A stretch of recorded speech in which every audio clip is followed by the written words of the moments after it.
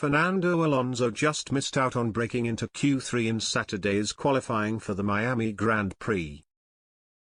Fernando Alonso was left furious with Ferrari's Carlos Sainz for holding up and preventing him from progressing into Q3 on Saturday at the Miami Grand Prix.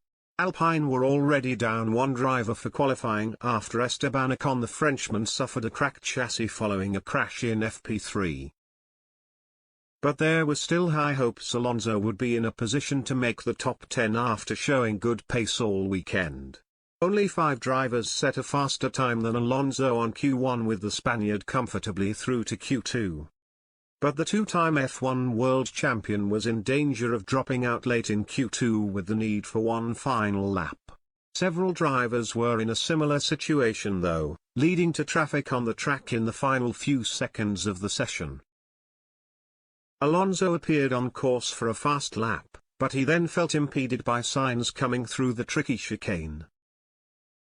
"It's a real shame because a Ferrari was in my way throughout the second sector, which cost me 4/10", Alonso said.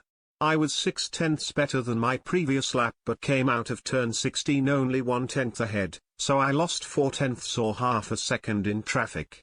That's unacceptable." The incident was looked at by the race stewards but they deemed no further investigation was necessary.